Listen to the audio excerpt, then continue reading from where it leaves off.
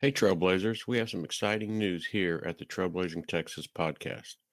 We have partnered up with HillTop Packs, not just because they make amazing ultralight gear, but because they're a small family run business doing huge things for our hiking and backpacking community. Every food bag, dry sack, fanny pack that you order can be completely customized. Print your trail name, your dog's face, your favorite mountain, or really whatever inspires you. When you shop at Hilltop Packs, you're not only buying gear that you're absolutely going to love, but you're supporting real families, real jobs, and small town craftsmanship. So head over to hilltoppacks.com and use code TTP10 to get 10% off of your order. Now on with the episode. Welcome to the Trailblazing Texas podcast, where we embark on a journey through our diverse Texas landscapes and breathtaking trails while always engaging with our amazing Texas hiking community. So settle in, tighten up those bootlaces, and get ready for the thrilling tales awaiting for you on this episode.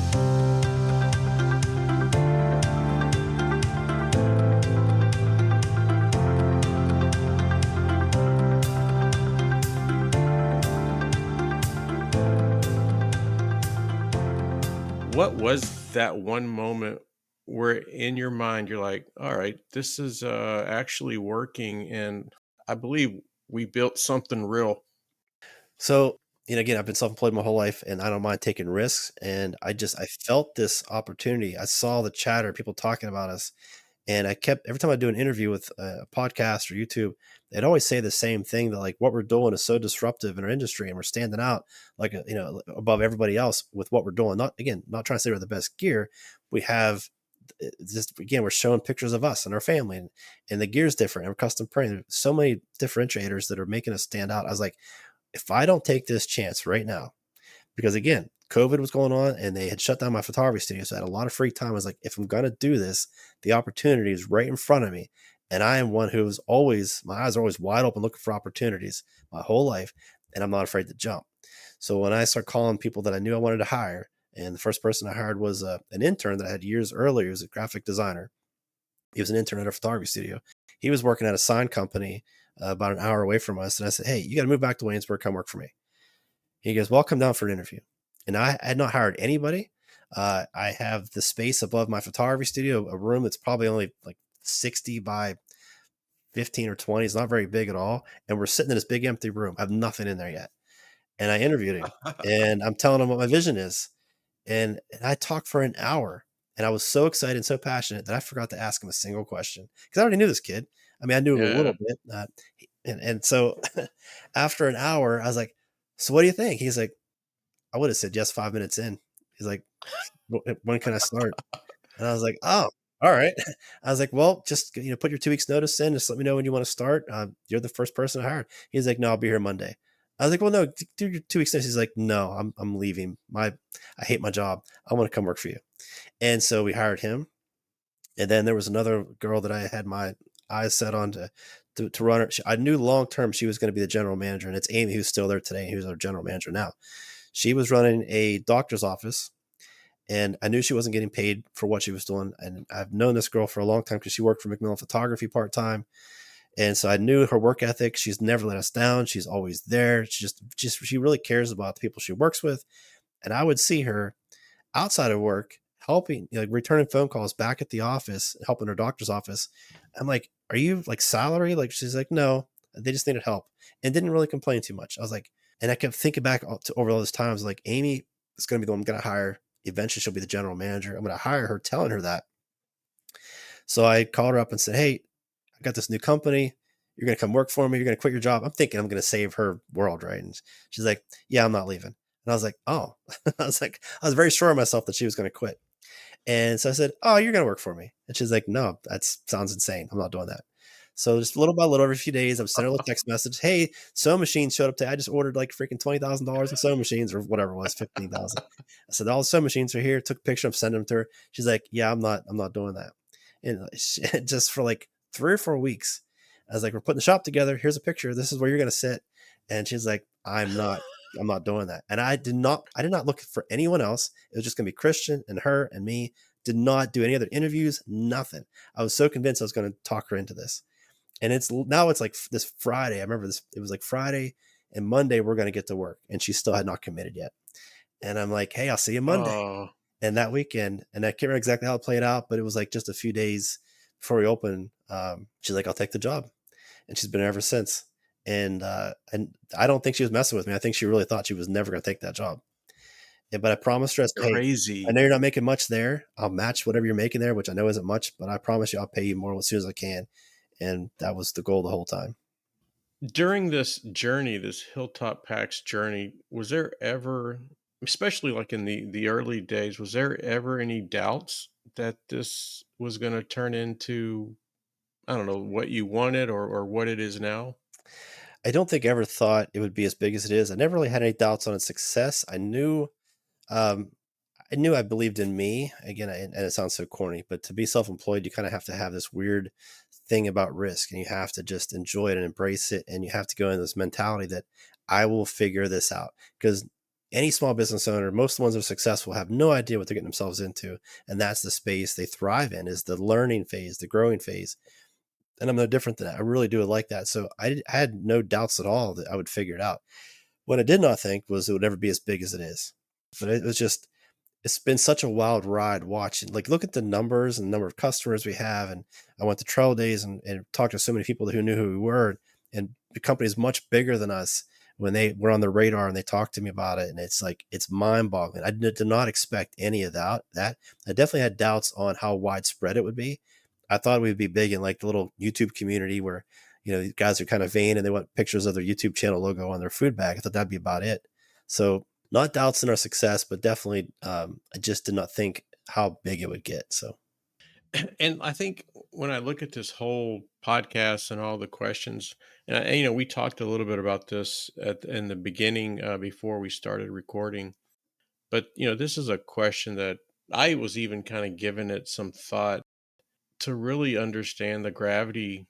Like, I guess just to get to the question, how do you manage the stress of being a husband, being a father, being a small business owner, with employees, and also like the responsibility that I'm a husband, I'm a father. Never had. Well, I have a team. I don't have any employees, but you have a responsibility to take care of them. And like, how do you handle all that?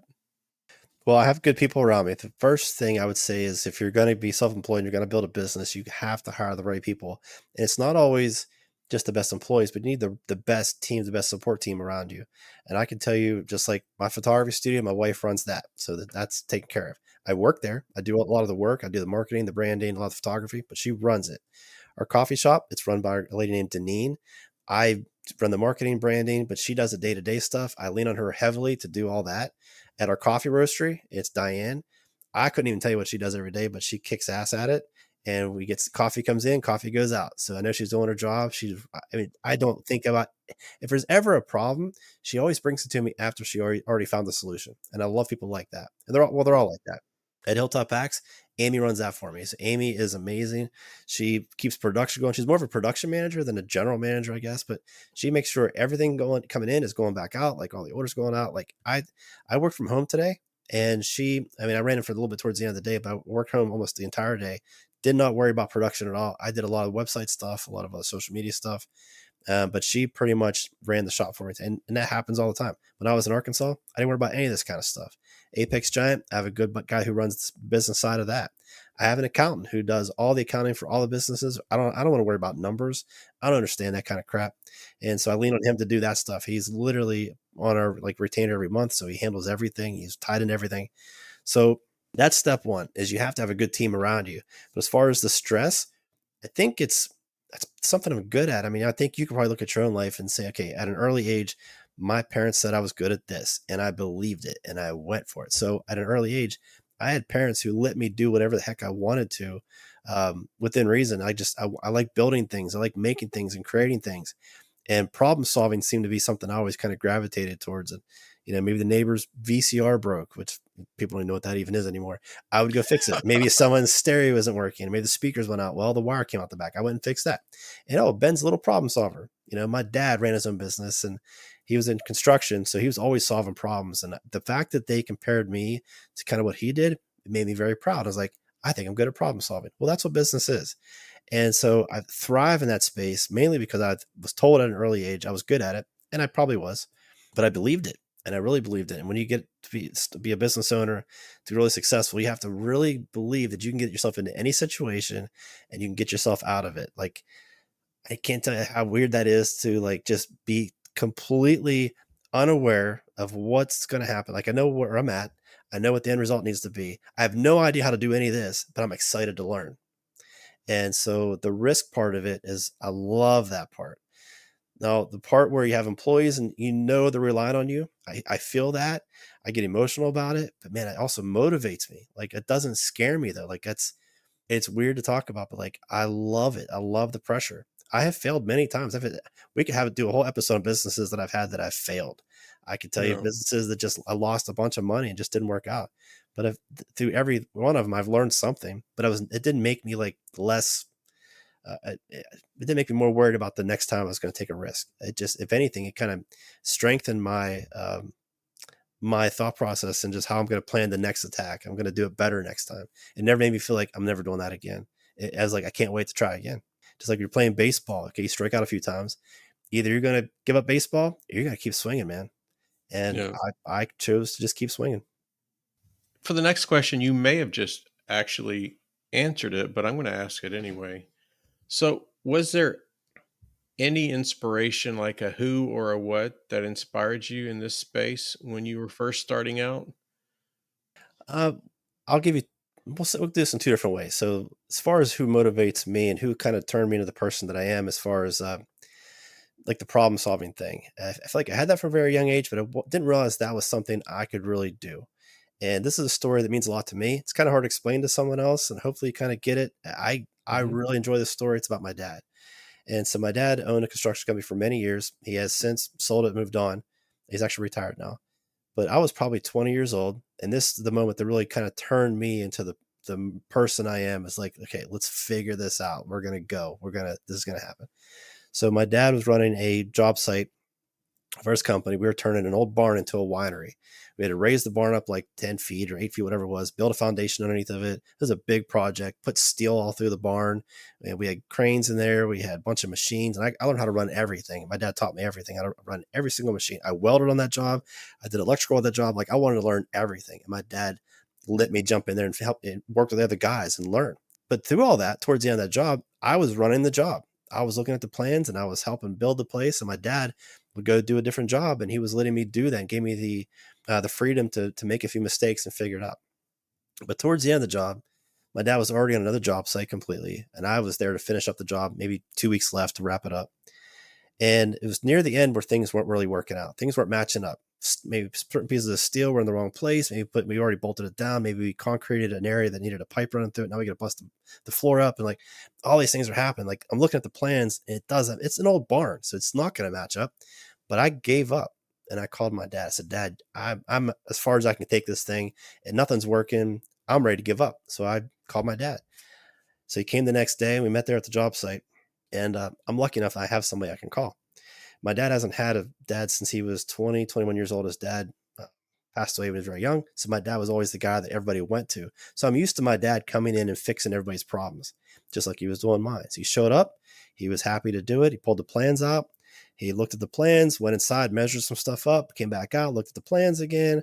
It went back and forth quite a few times, took a bunch of notes, and then looked at me, folded up those plans, opened up the truck door, threw the plans inside, and he said, "Son, at some point you just got to build it."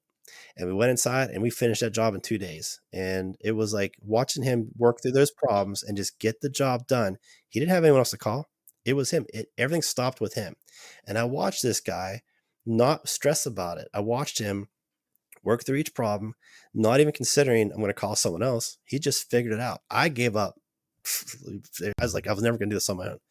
So I was like, I want to be that guy. I know he's my dad, but like, I want to be the guy that people call on to fix problems, or the guy who just solves problems. And so that's something I learned that day. And the next thing I learned was many years later, about maybe 4 or 5 years ago, maybe 3 years ago, I guess. I was at dinner with my or lunch with my uncle who owns an engineering firm, very successful one, and I was with my dad as well. So me and my dad and my uncle. This is the second lesson I learned, which I learned this a long time ago. And so I was talking to my uncle. I'm always picking his brain about business, and he's a very successful, very smart guy. And I love the engineering side of things. I'm not an engineer, but I do like that kind of stuff. So I'm sure I'm annoying him. But he looked at me and goes, "So, what motivates you?" He's like, "I've watched you your whole life just do so many different versions of different businesses, and none of them seem connected. Like, what motivates you?" And I said, I love problem solving. He said, "Where does that come from?" And I told my Uncle Terry that story, and my dad's sitting there watching him. And I told Terry the whole thing. I go through the whole spiel, and I said, and at the end, my dad said, "Son, at some point, you just got to build it." And I was emotional telling the story. Like, I have goosebumps just now talking about it, because I love that story. And I tell my uncle, and I look over at my dad, and my dad goes, "I said that?" So No. I was like, "Wait a minute, for 30 years, I never told my dad how much that story meant to me." Like, I just assumed this is my dad just passed down this wisdom to me that day. He's been waiting for that moment his whole life, and here, he doesn't remember even saying it. He's like, "I said that?" He's like, "I don't even think that sounds like something stupid. I don't remember saying anything." It's like, "Dad, you changed my life that day." I was like, "How have we never talked about that?" But in that moment, I realized, you don't realize how much of an impact you make on people. So I'm always very careful. I try to give people a minute of my time if I can. I know it seems like I'm busy, but like, I'm never too busy to stop and talk to somebody. If they need a moment of my time, if they ask for it, I will give it. Now, there's certain people, obviously, they're going to be time suckers. It's going to be a drain on you. You have to know when to walk away. But that's not my point. You got to be willing to give someone a moment of your time, give them some wisdom to walk away with, and hopefully you can help them get through life. You never know how you're going to impact somebody with just a few words. My dad did that to me when I was 20 years old. He didn't even know he did it. Pretty crazy. That's a wonderful story. I like that one. It's a long one, but it's very, very important to me. No, no, it's absolutely worth it. Absolutely. If you look back, what is one early mistake that you made in this business that taught you a lesson that you still use today? HillTop. Um, hmm. So luckily, I think I made a lot of my mistakes early on. So I would rather probably answer this from a previous business that I had back in about 1999. I started a computer company. We were hosting websites, and ran that company for about 7 years. And we did really well. We had about 600 websites we were hosting for about 30 different web designers. I had this business model that I was going to reach out to web designers. We were going to run the servers for them. And I did all the nerdy stuff behind the scenes. And anything that I couldn't do, I would subcontract it out to someone else. But I was doing everything else. I was doing the billing. I was doing the marketing. I was doing the customer service. And as the business grew, I still tried to do all those things. I did not try to hire any. I should have hired staff. We became a very big company. I shouldn't say very big. For me, it was bigger than I expected it to be. I still tried to do everything by myself because I wanted the money. At some point, it became about money. And then customer service started to fail. And the business eventually, after about 5 years, started to take a downturn, mainly because the customer service was really failing. And I was still too proud and too stubborn to hire anybody. And now we're starting to lose money. And I'm like, now I can't hire anybody. And now I'm in this deep hole spiraling backwards. And it was just one company. I had another company at the time too, but that one had so much potential, and I screwed it up because I didn't hire anybody at the right time.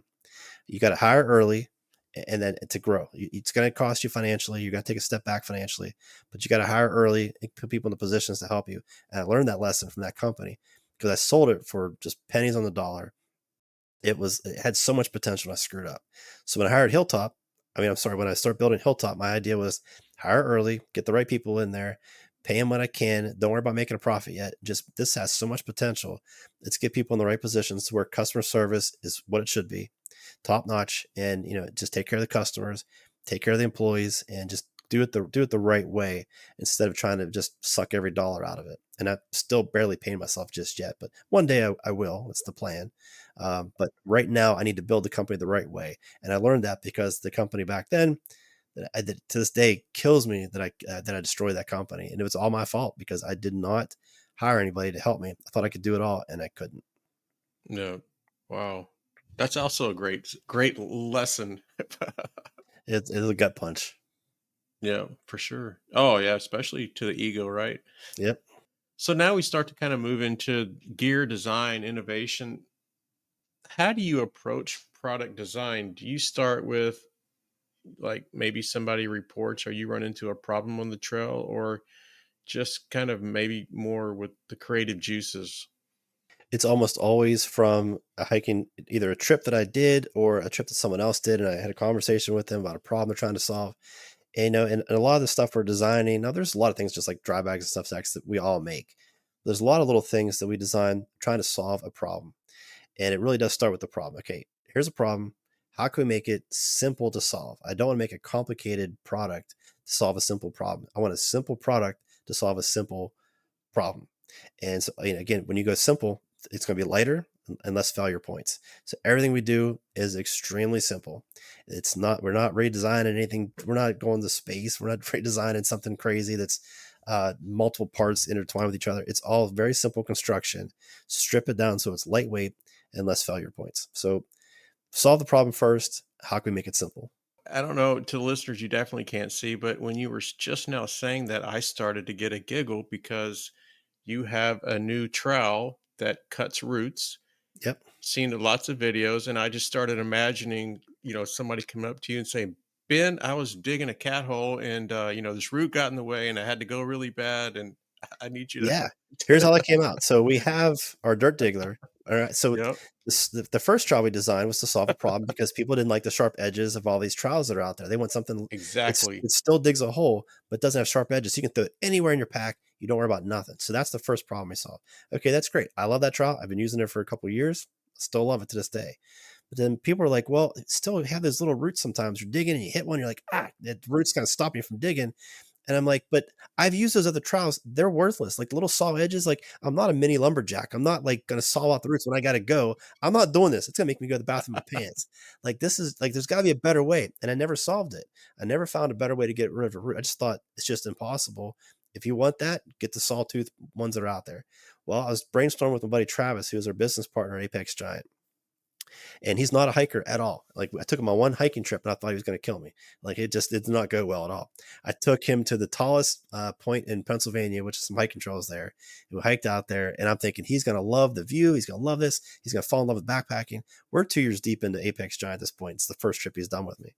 And I purely hired him or partnered up with him just for the business side of it. And anyway, he hated it. So we still brainstorm a lot. So hearing him throw out ideas to me, sometimes it's funny because he's not a hiker. He has no idea what he's saying. And he'll say, like, he'll start designing something. I was like, dude, that's gonna weigh 10 pounds. We can't use that. It's not it. So we're talking about a new trowel. And I'm like, I want to design a new trowel, but I don't know how to do it. It's gotta be something different. He's like, what are some of the problems? Like, well, you do get these little mini roots. And even with our trowel, you have to kind of like hit it hard and kind of punch through it. And it works, but it's like, that's a lot of effort to push. And he's like, well, why don't you just rip it out? And I was like, what do you mean? He's like, just put a little hook on the trowel and just rip it. I was like, what? He's like, yeah, just put a little hook and just rip it. I was like, where did that come from? It's like, no, first of all, I don't think there's any trials out there that do that. I was like, well, let me sit in front of the computer. So I sat down right in front of him, did a 3D model, designed it. And I was like, I think this will work. We sent off a prototype to our machine shop. They cut one out, had it back in like 6-7 days, and took it out with um, Rob Pelton. He was here. He just happened to be in town he has his own YouTube channel. He's also works for Leave No Trace. He was in town. We took it out, and the first prototype was kind of digging in her hand a little bit. The way I designed the handle wasn't quite right, but the hook part worked beautifully. Like I could not believe it worked. I watched him do it. We made a video. We actually were filming ourselves, and Rob goes, "Did you see that?" I was like, "Yeah." He goes, "That was so easy." I was like, "I can't believe it worked." He's like, "Yeah, I didn't think that would actually do anything." He's like, "That's amazing." So he kept digging, did another route, then he did another one, and just kept cutting it. I was like, so then we redesigned the handle. Now we have the final version.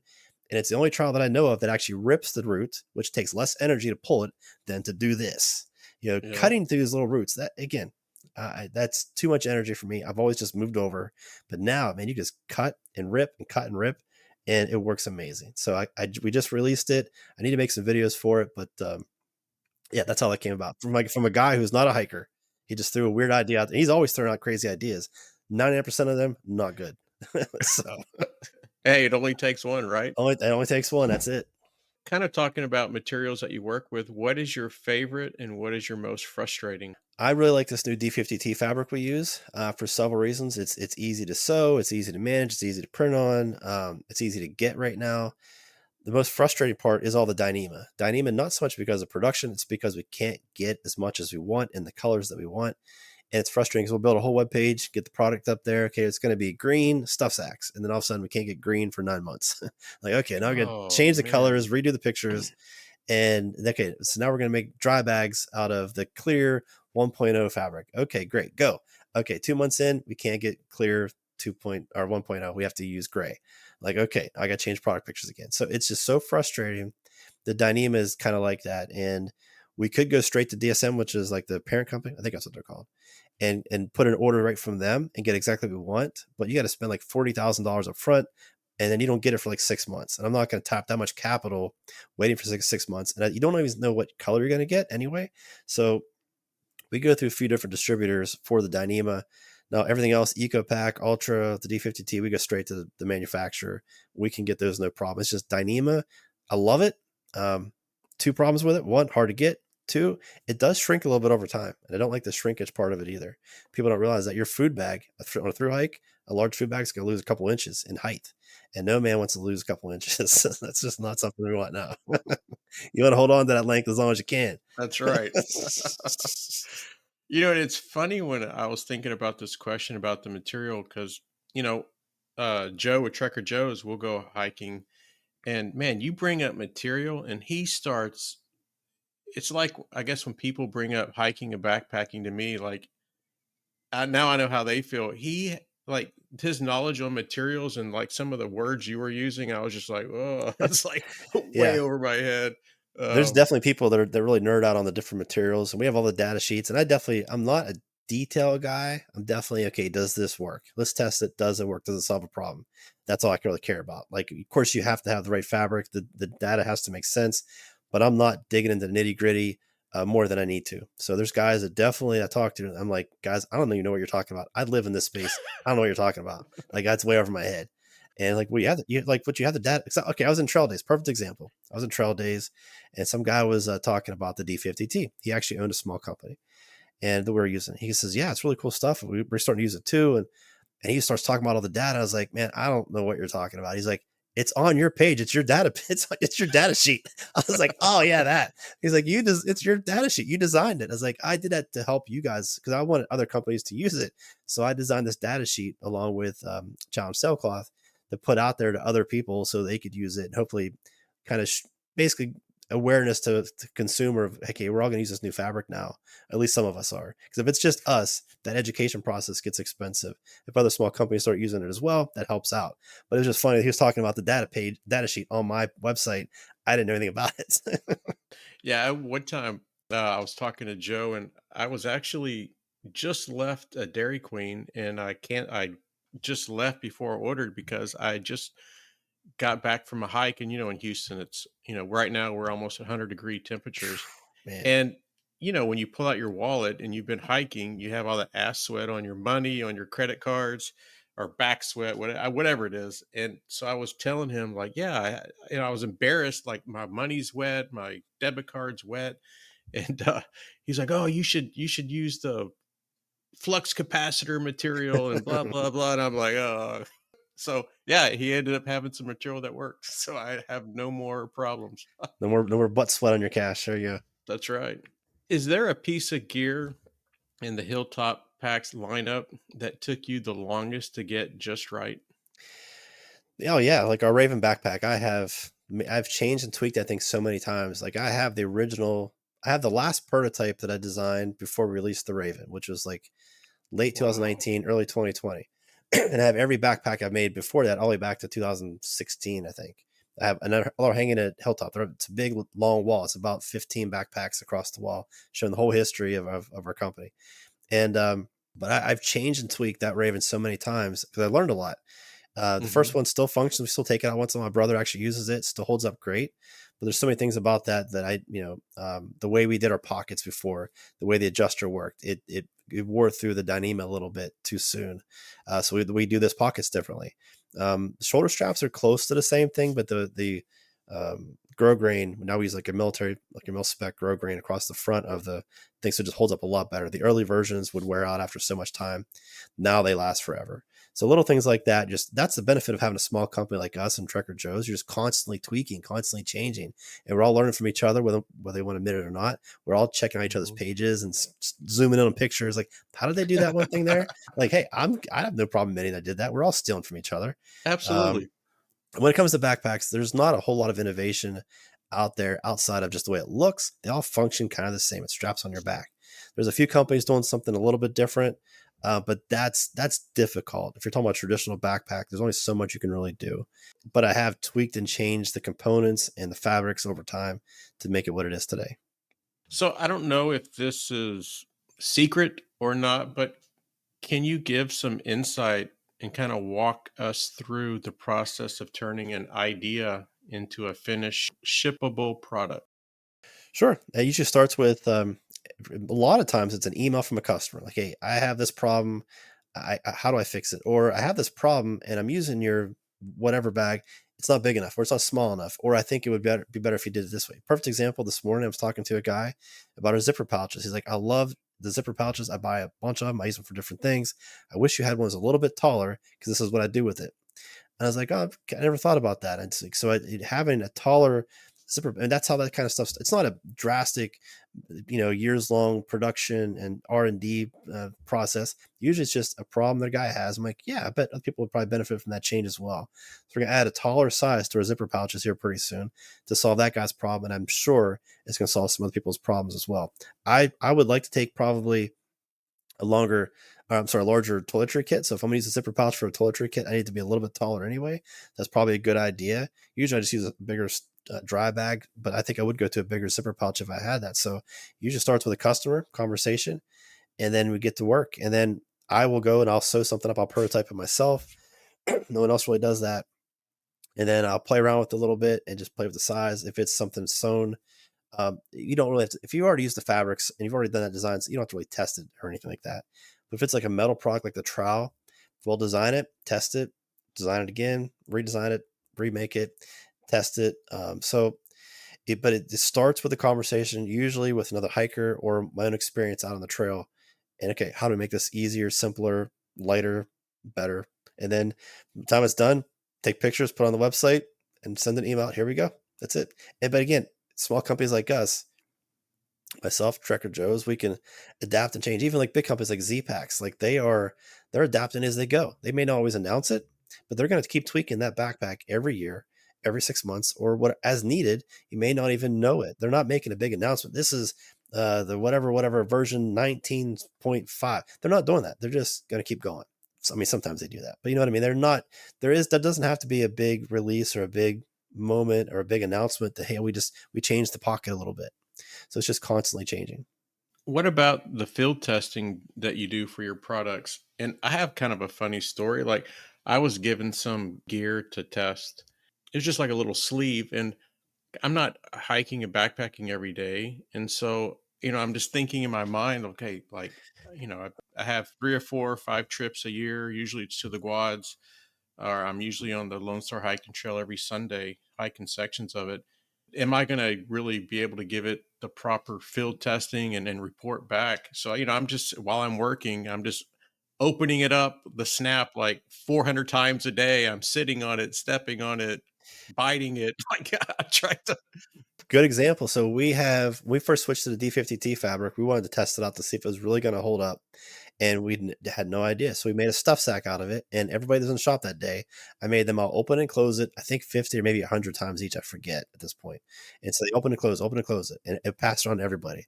I was like, okay, and then we scrunch up into a ball, do that 100 times, and everybody just did that all day long.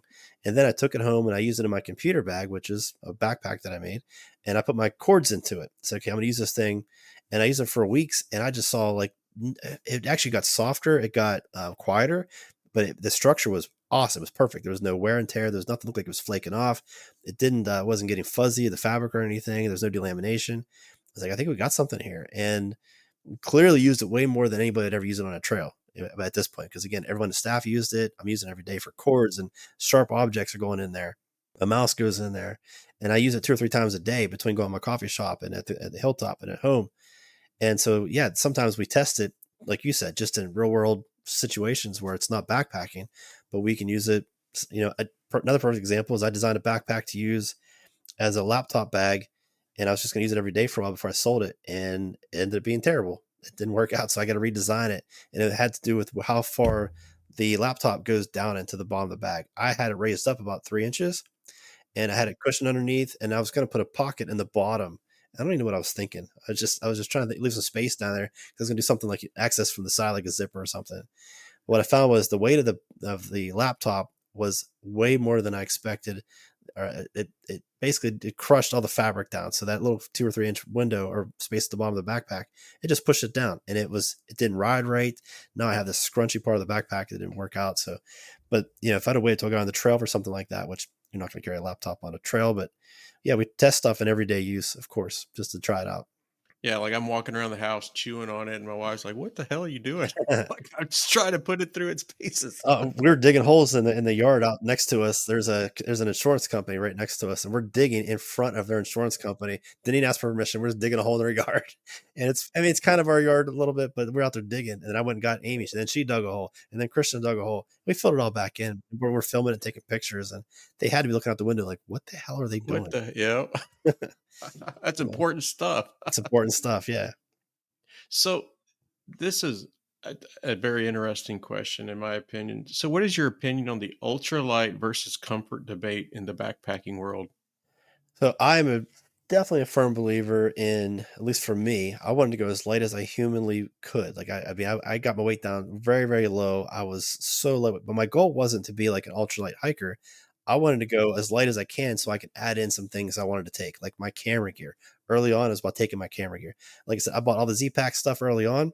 I had all the dry bags, stuff sacks, and the backpacks, and then I started making my own stuff, but it was still on the same lines. And I got my weight down to was like as light as humanly possible, but it was so I could take my camera gear, take 6 pounds of camera gear with me. And even to this day, like I really don't know what my weight is. I'm usually trail weights, summertime, 22, 24 pounds total trail weight on the trail. That's about where I'm at. And that's taking a chair, that's taking a small camera, maybe just a GoPro, maybe. So you got to get your weight down to be comfortable so you can enjoy yourself. Maybe take the things that you want to take. So yes, get your weight down, but I'm not going to go out there with absolutely nothing else but my backpacking gear. Usually is I have a camera of some type with me. Does that make sense? The way I think about it, like, being a gear company and trying to maybe even at times be ahead of the game, how do you keep up with the evolving needs of hikers and backpackers? Or, even like the weekend warrior that's maybe not so much dedicated to grams and weight and, this and that, just someone that likes to kind of get outdoors. Yeah, the best way to keep up is just talk to them. We love visitors to come to our shop, and I read the comments in our videos. I read the comments on our TikTok stuff and Instagram, and I conversate back with them. Emails, like I am involved in our ticket system, so it's Jen, Christian, and Brandon and myself. We're all in the email system. Anything to do with related to gear questions, they send it straight to me. And like if you ask a question about a piece of gear, maybe a potential piece of gear, it all comes to me. And just those conversations, having that communication with them keeps me on top of things. I'm not so focused on what other companies are doing. I mean, you have to kind of watch to stay in business and Yeah. to do the marketing and whatever. But if I'm not paying attention to what's most important, which is the customer, that's when you kind of lose sight. You start competing with everybody, then it gets kind of weird. But I want to leave those lines of communication open with the customer. They feel appreciated, they feel seen, and it gives me a lot of ideas and motivation to create new products. And it's funny because I don't know how long ago, but I messaged you guys. And I think it was even before I started podcasting. So I've been doing it about a year and a half. And like I heard from you, like I was like, whoa, he's the owner. Like what? You Yeah, would never get that at REI or, some of these other. it does get difficult, but it's like we have a pretty good system of filtering out who gets which emails. And usually the first point of contact is either Jen or Christian.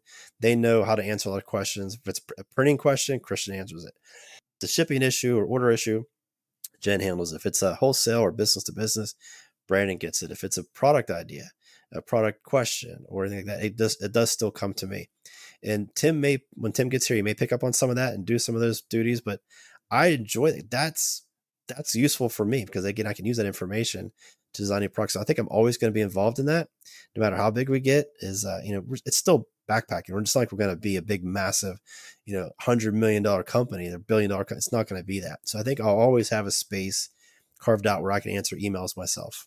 No, and I think as a consumer of your content and your products, that means a lot. I do get kind of surprised sometimes. People reply back like, "Are you really the owner? Are you really like?" Yeah. They're shocked that I responded. Like, we're probably bigger than you realize, but we're probably not as big as some people think we are. Does that make sense? So, like, it is still just us. Like, we know it's just us. I know the volume we're doing. I know we're turned into a pretty good sized company, but it is still just us. And we kind of take that for granted sometimes. And the shock of people when they it happens quite often, and people are surprised that I'm answering emails. But again, it helps me. It does help and motivate new products. So, Take us behind the scenes. What does a typical day look like for you at the HillTop Packs headquarters? I always thought this would be a question on every podcast no one's ever asked me like that. Like, what's a typical day look like? So, if you would ask Amy what my days look like, or anyone else around me, it probably looks pretty chaotic and pretty nuts. But I do have a very loose plan, and I have a little priority list I need to do on my phone. I try to if I can at least get two or three of those things done, I'm happy. I get up in the morning, I make my coffee, I sit down, and I look for any kind of emails that have to do with like business to business stuff or anything internally we have to deal with. I'll try to jump on that first. Maybe Brandon has questions about our wholesale program or whatever. I deal with that first, and then if there are any kind of flagged emails from customers that really need like addressed like now, maybe Jen can't handle it, I'll do that. But then I also carve out some time to watch some YouTube videos or TikTok videos or Reddit or Instagram. Reddit's definitely something I check every single day. Instagram something I check every day. YouTube, I try to check the shorts in the morning, just like watch a quick little video, and I try to have like 5 to 10 of each platform. I just want to see what's going on. I want to comment if appropriate because I don't always comment. Sometimes I just want to see what's happening. And I feel like that keeps me on my toes. So I get that out of the way. And usually now it's about 8:30 at this point. I'll go to our coffee shop. I'll check in there, just make sure everything's going okay, and I'll get a cup of coffee there. That's my second cup of coffee. And then sometimes I have like a meeting or two there. If it just kind of depends. And usually at Hilltop by 10 o'clock. And then that's when I start at Hilltop. And then throughout the day, we're prototyping. I'm jumping and helping, fixing machines a lot lately. The machines are, if machine maintenance is a big deal. We're changing the thread, and that's been kind of a chore, getting all the machines converted over to the new thread. I'll do that throughout the day. Most of the staff is done by 4 o'clock. I'm usually still there. I probably stay till about 6 or 7 at night, working on different things. I usually after hours, I'll do more emails. And that's about 7 o'clock. I go home and sit back in front of the computer, reply to more emails. That's business to business or wholesale stuff or whatever. Work. I love working, and it's pretty much all day, all day, all day, and all day. And what I do here's the key to working a lot.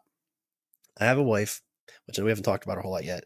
I have a wife who has no problem telling me, "Hey, dumbass, you're working too much. Go outside and play basketball with your kid." My son's 9 years old, loves playing basketball, and I'm so in tune or in the zone with my emails or social media posts, whatever I'm doing, and I enjoy it. It's not like it's work. I really do like what I do, but sometimes I forget my family, I forget my friends, and like, but to me, I'm not saying my family doesn't make me happy. That's not what I mean. But I get so zoned in, ADHD kicks in. I know it's a very common thing, but I think I'm probably off the charts. But I rely on my wife to say, "Hey, dumbass, go outside, play with your kid. You haven't played for a few days." And I trust her when she does that. She doesn't abuse that power, and I trust her when she says it. She makes me go on vacations a couple times a year because I would rather just keep working. But she's like, "Nope, we're going with the kids. We went to DC this year. We've been to Erie this year with the kids." And like, so she makes sure I get out there, and I always enjoy myself. I do. But she almost has to tell me when I need to go. Backpacking trips, hiking trips. Sometimes she's like, "Hey, you're about due for a backpacking trip. You know you need it. Get out there." She's really, I mean, I'm telling you that she's what I need for my type of personality. And I've almost gotten to the point where I have gone to the point where I rely on this. I rely on her to be like that 100% because I don't do it for myself. And I probably would get to a point where I would burn out if I didn't have her in my corner to do that. So not sure, Absolutely. not sure if I answered the question, but I lean on her heavily to um, keep me on track throughout the day to make sure I'm not completely blowing everything up and screwing everything up. But my typical day is monitored and controlled by her for the most part. But it's a long day, but I enjoy it. I like it. Nice. And so this kind of leads into the next question. saying what you just said, when it's time to focus on other things, are you able, or and even at night, as you're going to bed, are you able to turn your brain off? Up until 2 years ago, no. When I was younger, I would barely sleep. I worked and I would wake up all night long. When I was younger, I would take notes on a pad. When smartphones came out, since what 2010 or later, I started taking notes on my phone. I could do that. I could be up 10 times a night taking notes and get up in the morning, go to work, and hit the ground running, and I would crush it. And I did that for years. And then as of about 2 or 3 years ago, I really started to my body couldn't take the no sleep thing anymore. It really started messing me up a little bit. And I had no idea I had ADHD. My brother always said it as a joke, didn't even know what it meant. Yeah. And then Travis, my business partner at Apex Giant, he's a licensed therapist. Is literally what he does. I looked terrible this one day, and everybody at the office was like, "You look like crap." And my brother's like, "What's wrong?" I said, "I'm not sleeping." He goes, "It's that ADHD." I was like, and I thought took it as a joke. Didn't think it was a real thing. I thought that was a kid's thing. Had no idea. Travis goes to meet me later that day for Apex Giant meeting, and he's like, "Buddy, you don't look good at all." He says, "What's wrong?" I said, "Brandon thinks I have ADHD," and he's like, "You 100% have that." And I was like, "What?" And he's like, "Yeah, you definitely have that. You should go talk to somebody." I was like, "Dude, that's what you do." I was like, "I've known you for 15 years. Why didn't you ever tell me that?" Because you're my friend. If I diagnose all my friends, I'll have no friends. He's like, so I Oh, was like, wait a minute. I was like, you see me struggle. You didn't want to step in and say something. He's like, it's just not something we do. I was like, all right, who do I go talk to? And I apologize. This is a longer story. no, no, no. This is actually a turning point in my life as well. So through my wife and some people we know, I'd start talking to this therapist, and then she was like, listen, you're off the charts. She tested me for ADHD. She's like, definitely have it. You got it. Okay. But she also said it's very common, but you're kind of off the charts. She's like, I'm going to recommend you to go to someone else and talk to them who kind of specializes in it. It's like, okay. So I talked to that person for I think 2 or 3 sessions, and they're like, listen, "You definitely have it. Um, I'm actually going to recommend you to somebody else." So now I'm going to like my fourth person at Oh this my point in like gosh. 2 months' time. Travis bailed on me. The first therapist bailed on me. The third one, she's like, "Hey, I got something better," and I was ready to just give up on the whole therapy thing. It's like this ain't working out. Yeah. And so the last person wasn't near my where I was from, so I was going to have to do like the telehealth thing, like over the computer, which actually was going to work out pretty good. So I could just step away from work, go outside, sit in my car, get my phone out, and hold it and just talk to the therapist. So this is my first, and I'm like, again, feeling defeated. This is not going to go well. And this lady, she's probably like in her late 60s. And I read a little bit about her, but wasn't a whole lot of information about her. Didn't know anything about her. And as soon as the screen comes on, I'm holding my phone, and all she goes, "Jesus Christ, you're not fucking driving, are you?" I went, "This is the lady for me right here." I was like, "You're exactly what I Well, need." I said, "No, I'm sitting in my car outside my business." She's like, "God damn." She's like, "You scared the crap out of me." She's like, "I thought you were driving." And she's like, "Okay, let's get to work." And then every time I would like be down on myself and basically I was beating myself up a lot about like the kind of person I was and the way I work and how I feel like I'm failing everybody because I'm tired and I'm not functioning right. And the last year has been not been good for me personally and health wise. And like, I need to be there for my employees and my family, and I'm failing everybody. And she really got me back on track. And one of the things was sleeping. And she's like, she helped me get my sleep back on track and just little tools I need throughout the day to kind of get my life back. One of them was time management. Not that I'm always early. I'm never late for anything, but like little timers around the shop. I have like little timers on every piece of equipment. So if I'm going to go over and work on this, I'm only going to do it for 5 minutes or 30 minutes or whatever that project needs. I have mhm. alerts on my phone, timers on my phone that I use for many different projects throughout the day. I'm only going to work on this, like the book. I'm only going to work on that for 1 hour. Got to move on to the next thing because I'll get sucked into that book all day and it'll screw me all up. By doing that, I got more stuff done. And when it was time to go to bed, I felt satisfied. And that was the biggest thing for me because the reason I was staying up is I would go to bed and I would like, oh, I forgot this one thing today. Got to write it down. Okay, go back to sleep. Oh, I forgot something else. I write it down. Yep. Once I started actually accomplishing more throughout the day and more of a structured environment, I didn't need to do that. And I have not gotten up in the middle of the night and taken a note in 2 years. And I did that my entire life. So that was a much longer answer to your question than you were expecting. But go to therapy. That's my answer. Just go to You absolutely nailed it. And yeah, I mean, this is a little away from HillTop Packs, but yeah. for everybody listening, like how many people know they have issues in anything and don't do anything about it. And it's okay, like, ADHD is so common. The more you fight it, Yes. the more you push away from it thinking, the more damage you're doing. Like, it's like, the first thing she said was like, I mean, I feel different. I've always felt different. She's like, "You are different. You're fucking weird as shit." Like, she's telling me this to my face. She's like, "But that's okay." Like, she's like, Yes. "That's your superpower." She's like, "What are you talking about? Like, you are different. Use that." That how do you think you've built 4 or 5 businesses at one time? It's because you have ADHD. It's Yep. okay. She's like, "You are weird. You are different. That's okay. Embrace it."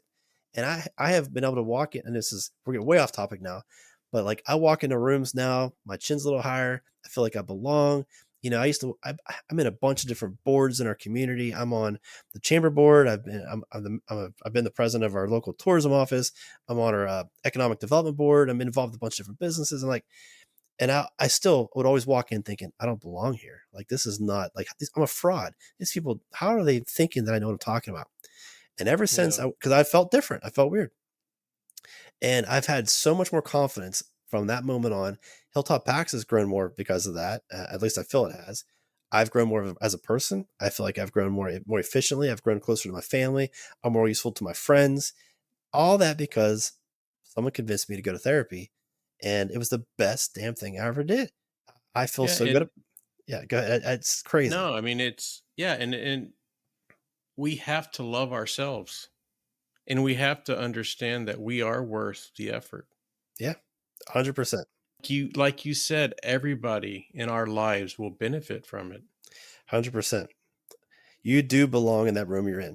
Okay. And it's about time you start acting like it. I know you may be missing some of the tools you need to get to that point where you feel that way, but you certainly belong in that room. And that's what she kept telling me. She's like, "You do belong in that room." She's like, "Why do you keep saying it?"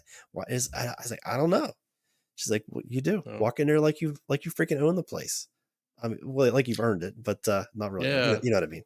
Yeah. Yeah, absolutely. And and I have to give myself a little pep talk before these podcast episodes because I like, even with this one, just for example, Hilltop Packs, like this wonderful company. Why do they want to come on my little old podcast? And you start getting nervous and yeah, so yeah, I have to Full pump disclosure, myself. full disclosure, it's the other way around. Like, I feel nervous about being on your show. Like, this guy has a podcast. Why is he going to talk to me? Like, I hope I can be entertaining enough. This guy wants to talk to me. Like, it's so crazy how you and I both have the same conversation in Yes. our heads. We're both coming from the same place, but that's the exciting and nervous, rewarding part when you get through. You're like, that was freaking awesome. Like, I really enjoy myself. Just so you know that you can cut that part out if you need to. But I'm really No, enjoying this, and yeah, that's why me I'm too. doing it. I've listened to a few of your podcasts, sound entertaining, sound like you're really enjoying yourself and you're doing it for the right reasons. Those are the podcasts I want to do. So I felt lucky and honored that you wanted to have me on here, because again, we're still just this, to me, small little company that grew out of my basement, and it's only been 5 years. So I still think small. I don't think about the impact we've made across the community yet, but it's starting to sink in a little bit. So I Yeah. appreciate your kind words, but I promise you, I was just as nervous, if not more. That's hilarious. All right. I really enjoyed that part, and I think our listeners will definitely, hopefully, you know, get a benefit out of it. So that was awesome. So, all right. So this is a really important question to me because we've talked about this before the podcast, during the podcast. I love you guys because you're family. I love you guys because you're real people. You're you're not. There's no fake to it. This is it. This is what we see. To keep that, how do you handle the scalability while still staying true to what you've created? And scalability, I mean, like, I think our society, to me, is pretty disgusting in a lot of ways. And one of the ways, I don't know if it's through social media or if it's just, I don't know what it's from, but like we have to have everything now. Yeah. So yeah, the whole consumerism thing is something it's a problem. It's a real problem, and that's why from the very beginning, we have never told anybody that you need our gear, because I know you don't need it. You really don't need our stuff to get out there. I want you to want it, and that keeps us in business. And we're doing it for the right reasons. We hired the good people. And we're going to make good gear for you. But there is a problem with people buying too much stuff and just feeling like they need stuff. Like, okay, I saw it in a video, I need to have that. I saw it someone else was carrying it, I need to have it and be like them. That is a real problem. That's why you hardly ever see any call to actions in any of our photos and any of our videos and any of our posts, because I don't want someone to be tricked into buying something that they don't need. Now, I want us that there's a big conflict there because I have a business to run. I have a business that needs to generate sales. I need to keep people employed. I need to be able to make payroll. So I want to do it for the right reasons. I want to scale for the right reasons, and I want customers to buy for the right reasons. And if we can all do that together, then it works.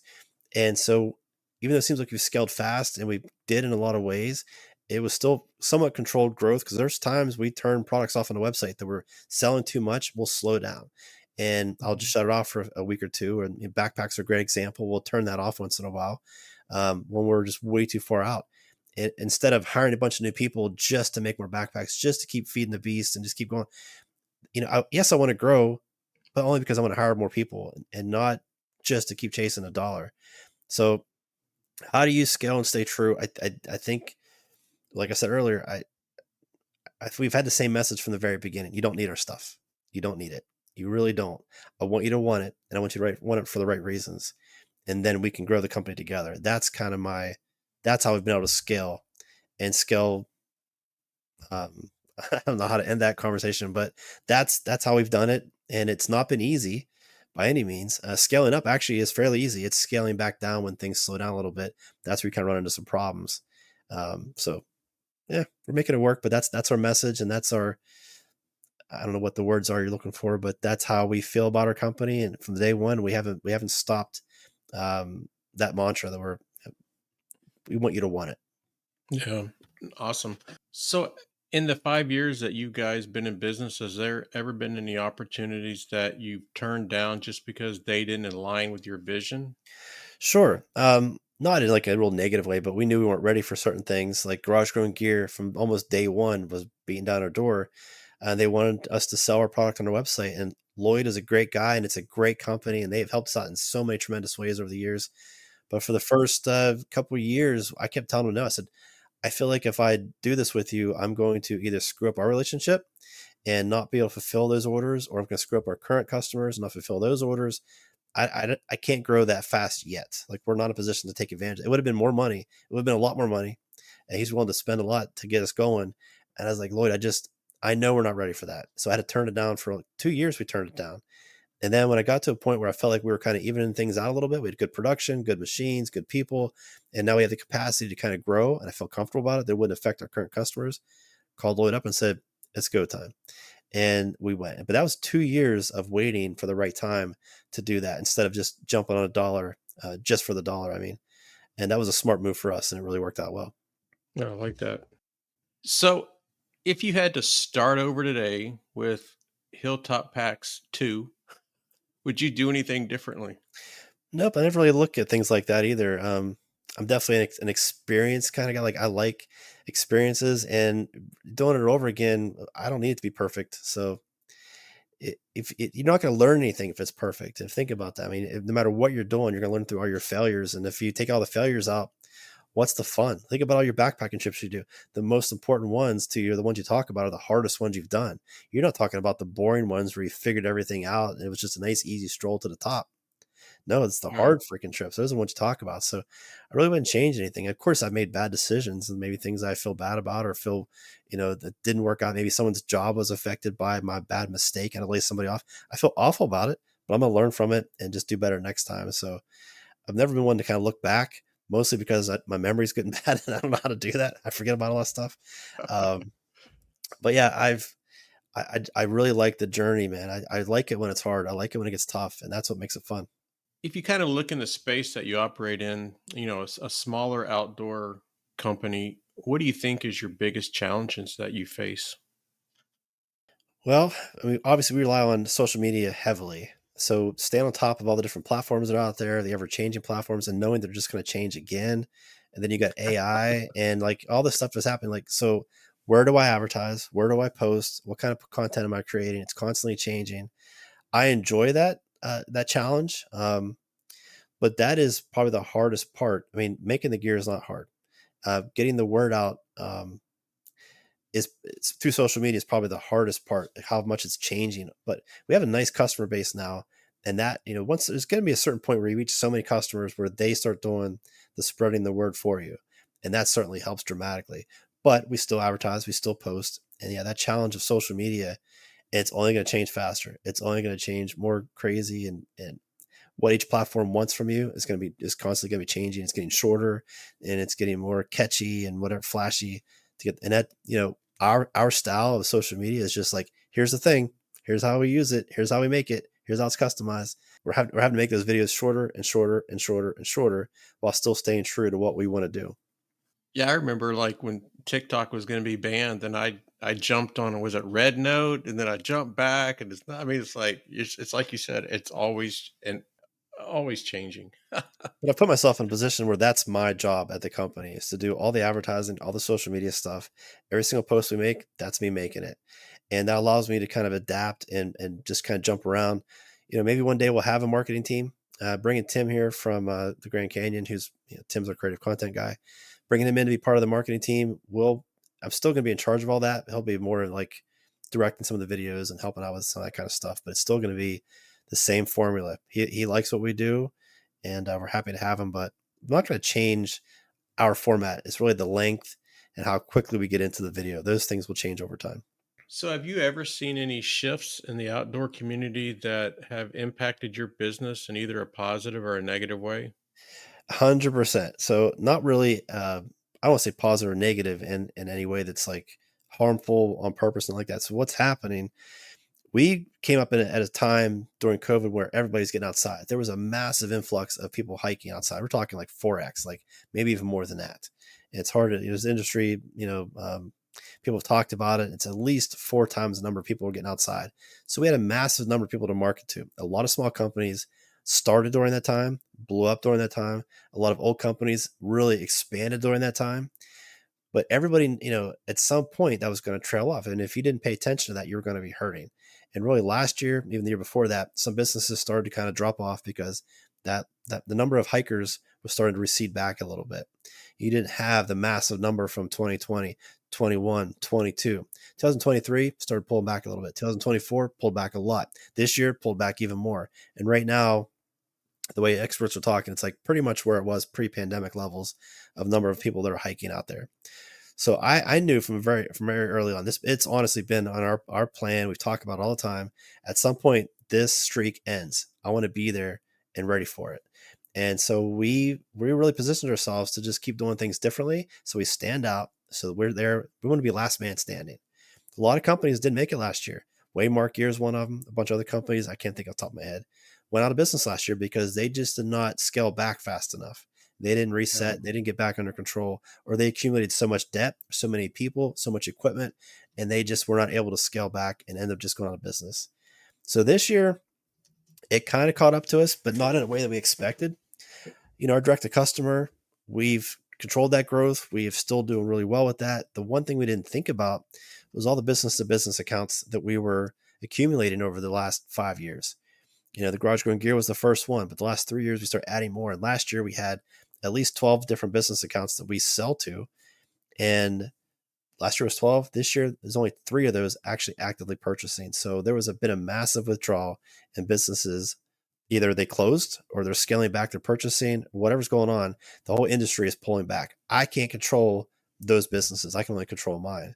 So our direct to Yeah. customer sales are still doing good, still strong because we're finding new ways to market, TikTok, Facebook ads, whatever we're doing, it's still working. But I can't control these other businesses that are failing and pulling back. So we're losing 20% of our business in 6 months, and that was wild to watch. And we couldn't do anything about it.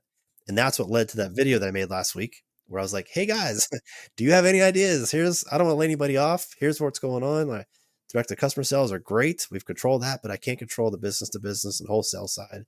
I can't make new businesses just appear. I'm not good at that side of the business. My brother runs that side anyway." And so negative in that really seriously impacted our business this year. Losing 20% of your sales over the course of 6 months, or I mean, maybe a little bit longer than that, was definitely a negative moment in our history. But I think we'll figure it out. And with the new contacts and businesses reaching out to us, it's been pretty crazy. So making the video was nervous and terrifying. If you don't know what I'm talking about, I made this video where I basically was like, "Hey, I need help. Here's our situation. I don't want to lie about it. I need some ideas." And a lot of our customers, man, God bless them, they were messaging me product ideas, company ideas, businesses that they passed on the trail. I mean, just all kinds of big companies reached out, and I so wish I could say their name and thank them.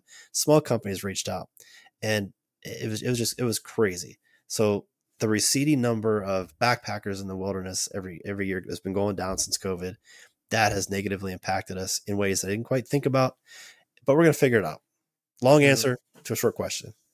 No, and I think, not to sound weird, but in our community, there's a love and there's a support. And it's like what we talked about, I think, even during this podcast and even before. And we're united, right? And you could be all walks of life, um, completely politically different and all that, but this one thing brings us together, and there's a caring and a love that we have to support each other. And yeah, I think it's We're all going through the same thing, especially like on a hiking trip. If you have a group of guys, you're all hiking that same trail. You're all on that same journey together.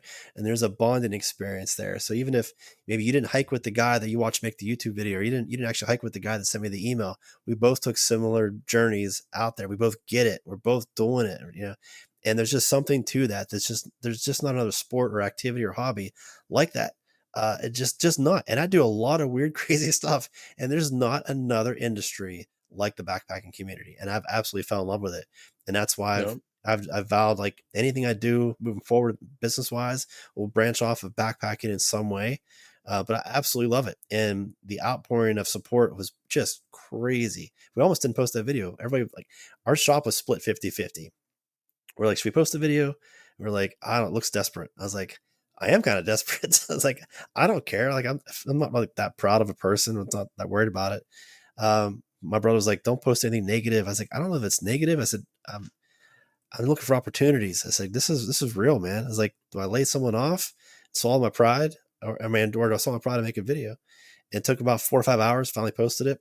Best thing we ever did. We're not out of the woods yet, but man, uh, as a consumer, again, that you're vulnerable, you're real, that draws people in. And the honesty, I mean, how many companies do you ever feel that you can trust them? you're right. And I don't know how we kind of fell into that. I know it was very intentional early on to be that type of company, but again, I don't think we realized how big we would get. And you would think that at some point that would be hard to do. And I don't find it any harder to do now than I did 5 years ago. And Yeah. everyone kept saying, "Oh, at some point you got to switch over. You got to do professional photos. You got to have a professional actor, professional hiker, and you got to do professional film." I was like, "But why? Like, what am I trying to?" I get it for certain platforms. Maybe you're going to sell only on Amazon Mhm. or sell in Walmart or REI. I get that there's a different level of product photography you got to do. I get that, but that's not my goal. It's really not. I would love the millions of dollars you would get from a REI contract, but that's that doesn't have, it's not even anywhere near what I want the company to be and why I started it. I Yeah. like money. I'm not afraid of money, but it's just not my focus. I want to build something that means something to people, including my employees, and that's where we're Yeah. And it's I'm glad that you made that decision, because then if you went the other way, then you would only want to be on a real professional podcast. I am so unprofessional. I don't even pay attention to the name of the podcast I'm on. That's how unprofessional I am. I'm still feel so stupid about that. I was like, Uh, Texas, Texas, Texas. I was like, ah, crap. I cannot believe I hey, forgot it that. happens to us all. What are you talking about? All right, so this is kind of a late question, but we're already halfway through 2025. I personally would like to know what were your goals, or what are some of your goals for Hilltop Packs in 2025? Top 2, top 3, top 1? Yeah. So our top goal, like, I never really make product goals because that just kind of comes in waves. So I don't really make Mhm, goals in that way. My goal right now is to build the wholesale and business to business side up a little bit more to where we could bring back some of the part time people that we let go, as well as create a mhm. new position for Tim. So Tim, again, he's moving here soon. He's on a backpacking trip right now with backpacking with Jason, and I don't know if he's in Kentucky or where he's at. I forget where he's at. Doesn't matter. So we have to create a new position for him. We can financially afford to have him here, and I want to bring back some more. I want to basically get the full team back together, which is about 12 people. And that's my goal. It's just to get back to a level where everybody's working again. And I mean, yes, the core people are working, but that's my goal, is to reach that financial level. And if we go further than that, that's fine. But that's my goal, is just to get the people back in there that deserve to be there, that want to be there. They want to work. I got to find the work for them. So that's kind of my goal for this year, is just restructure, rethink how we do the wholesale and business to business side of things, and maybe even branch out into like more groups, like group buys, like say you have a hiking group of, I don't know, 10 people, 100 people, whatever it is, reach out to those people and give them like custom discounts for their group, or even just like a certain bag with their logo on it. We want to kind of branch off into those kind of things. And I still want to focus on, you know, our community, not big stores. I want smaller trail town stores. I want smaller hiking groups.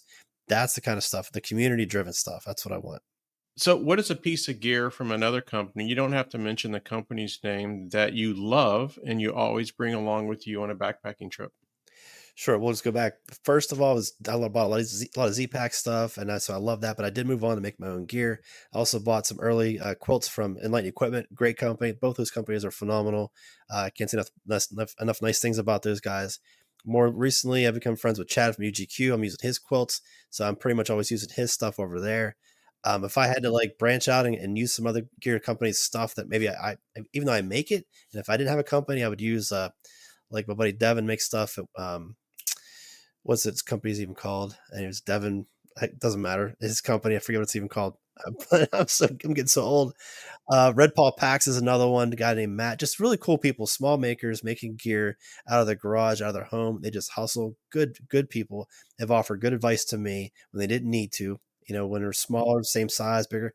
In fact, Matt from Red Paul Packs was some of the videos I watched before I made HillTop Packs at a company. He was making sewing videos, and I just watched them. And then I made my own stuff and took off. So just a lot of cool guys and gear that I would carry if I wasn't making it myself. But hopefully that answers the question. Oh, absolutely. I loved it. All right. So, as we start to wrap up, the next two questions are tradition. Every episode ends with them, but I've added one other question to their tradition. So, here we go. And this is mainly related more to hiking and backpacking. But what is one piece of gear that you would recommend to a new hiker or a backpacker? Get a food bag. And it's such a weird thing to talk about, but I get a lot of pushback on a lot of our ads and like videos we make. It's usually hikers who don't really quite understand what a food bag is, I guess. They don't Yeah. understand why you would want to use a food bag that has like a custom print on it. And to me, it's a little morale booster. You know, get a food bag that has a photo of something that's important to you. Could be a trail, could be a dog, could be your children. I love having my family on my food bag. It's so simple, but it's a little piece of morale you can carry around with you. Yes, it's not cheap. It's definitely a pricey piece of equipment just for a bag. You can buy them at Walmart for $5, but I see the value in our customers and the way they talk about it. And that's why I feel comfortable recommending, if you're going to buy something, do that. Get a custom printed bag with some kind of photo that means something to you, and then use that as motivation while you're out on the trail. Oh, I love that. Same question, but it's with what is one piece of safety advice that you would recommend to a new hiker or backpacker? Safety advice. I'll definitely carry a satellite communicator, 100%. I didn't use one early on. I don't think I did. I think my first trip I didn't use one, and then I quickly got one shortly after that. And before Garmin bought their InReach, there was a company called InReach. I had that one, and then Garmin bought it, and I bought their version of it. And I highly recommend getting a satellite communicator just for your family's peace of mind and your own peace of mind. You just never know what's going to happen out there at our age, of course. Absolutely. We're one step away from a heart attack, I Yeah. think. Yep. Be a good way to go But out there on the trail somewhere. yeah. Oh man, that's my dream.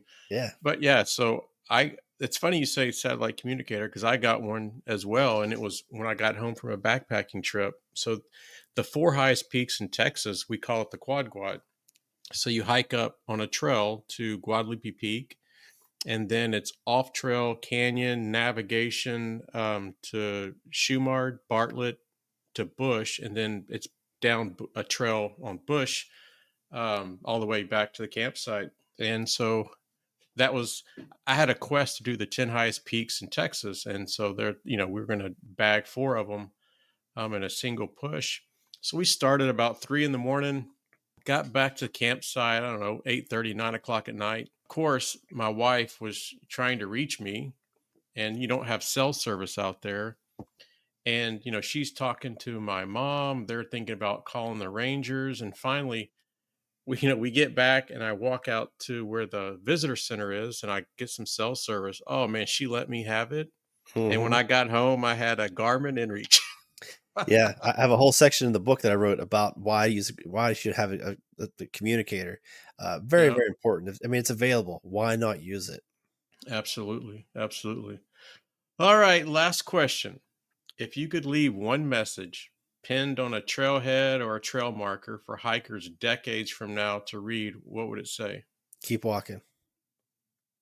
Keep it simple. Just keep walking. Love it.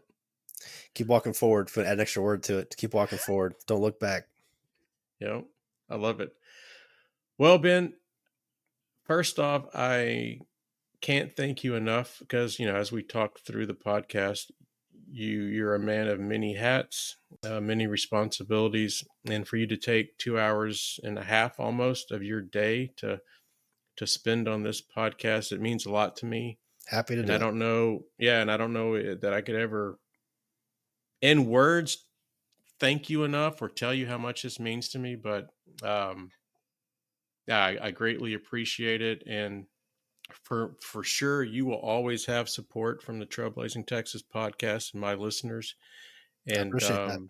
yeah, man, I thank you, thank you, thank you. Thank you, man. Seriously, like we've talked earlier, I don't, I don't do like big podcasts or anything. I love smaller podcasts, and I don't care if it's one listener or 10 listeners or 1,000 listeners. Like you get a chance to talk to somebody about my company, I'm going to do it. So No. I'm super appreciative that you had me on. So thank you. So just to kind of give you a little update, because I thought it was kind of exciting over the last 100 days. This isn't like a Joe Rogan podcast, but we were in 26 countries and 236 locations. Awesome. Very cool. Yeah. Hopefully, I don't lose any subscribers for you. They're not going to be able to click fast enough the follow button. So that's the goal. Hopefully. All right. Well, you have a wonderful rest of your night, and thanks again. And for sure, we will be in touch. Thank you very much. And that wraps up another exciting episode of the Trailblazing Texas podcast. We hope you enjoyed the episode